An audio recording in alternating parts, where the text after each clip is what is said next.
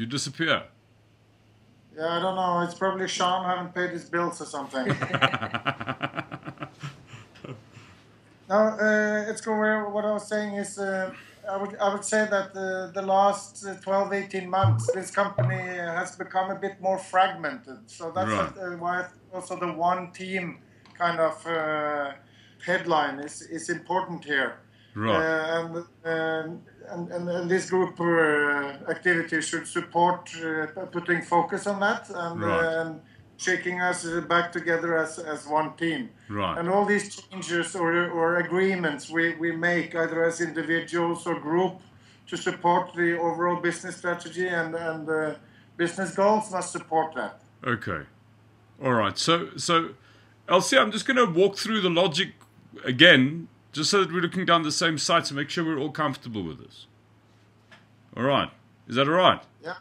So you're Yes. going to kick off, and you're going to give, as part of your kickoff, you're going to give uh, sort of a, a picture of the development of these strategy sessions from Cambodia onwards.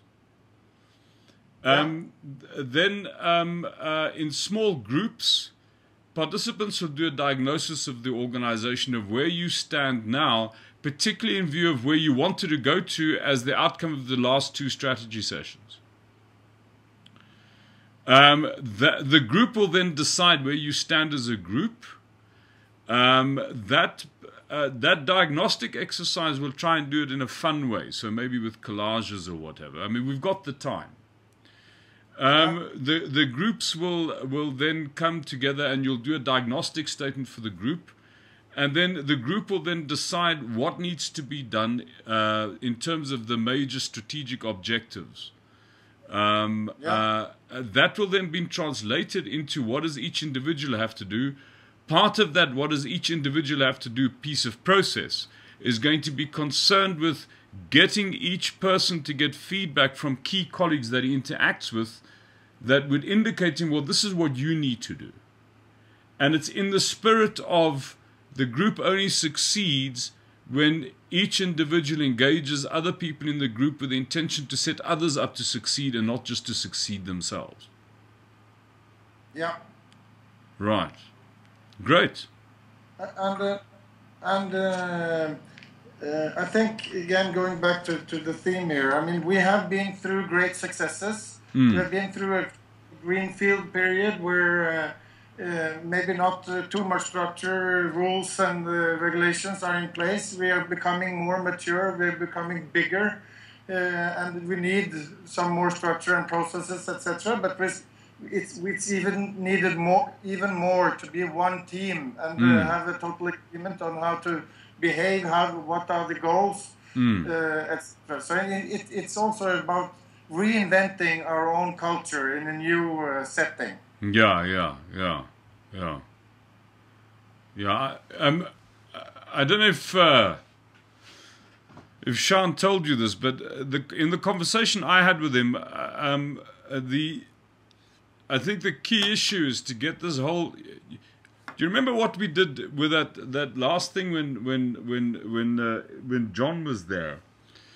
Basically, we said, well, if you take all of this care and growth stuff and reduce it to a very deliberate, specific thing, we're going to have each guy in the line, and particularly the VPs, to be accountable for a specific shift in competency in every director reporting to them. And John undertook to do the same for the VPs. And that was actually that was the core thrust of the people strategy. And what that did is it forced the VPs to own the problem of the growth of the people reporting to them. What we've got to do is we've got to get that back. We've got to get the line to own their people. Yeah, and I think that also fits very well with the goals that has been put on our organization on talent management and talent development. Right. But I still feel that we have to put content into that goal. Yeah. For Exactly. individuals, and also discuss what part of it is important that we emphasize, change, and agree on. Yeah, that's exactly the point. I mean, if you can remember, each one of the VPs had a very specific deliverable to John. And that is, you know, each person reporting to you, how's he going to be different in a quarter? It was very pointed. Yeah. It was not sort of airy-fairy at all. Yeah. No, and I believe that each VP actually have a goal on our people strategy. It consists of 7-8 points. Succession planning, people development. Yeah.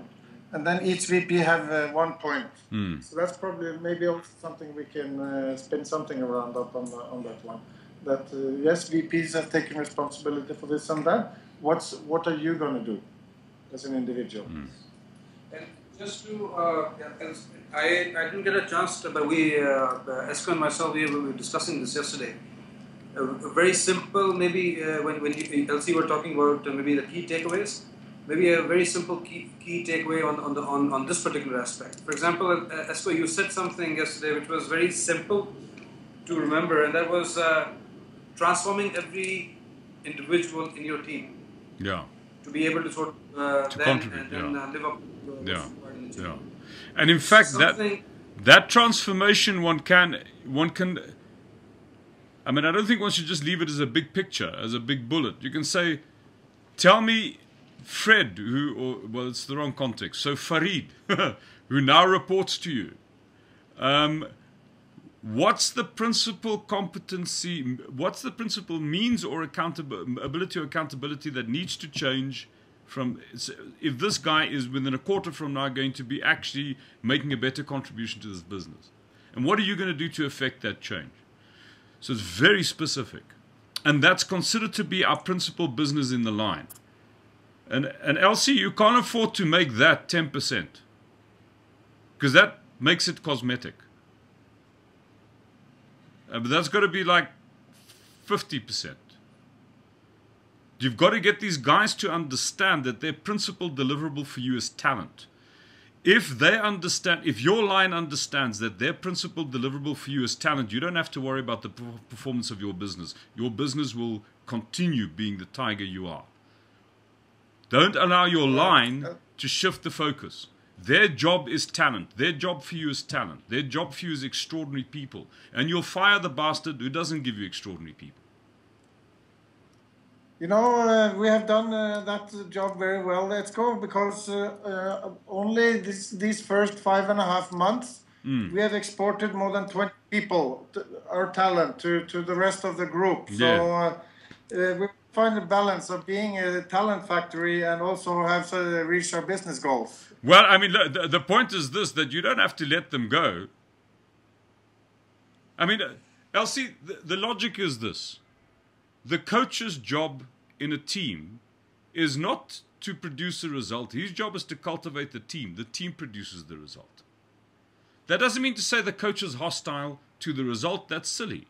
You can't coach a team if you don't understand what the result is and you don't understand what the team's doing on the field. But your principal deliverable is on an ongoing basis to shift the competency of the team. If you make that your principal deliverable, you'll see that the business goals will come out. Now, that doesn't mean to say that you've got to view yourself as a talent factory. You've got to lose everybody that you cultivate abroad. I mean, you could make the exit criteria much more stringent. I mean, that's a different problem. But there's a leap of faith that's required. The leap of faith is when the coach makes his problem cultivating athletes, athletes produce results. When the coach makes his problem producing results, he pisses athletes off. That's the fundamental problem here. You're asking these people to engage to your business. Then create the conditions where they don't feel used. Nobody engages when they feel used. Point taken. Okay, sir. It's a great delight seeing you again. Yes, same to you.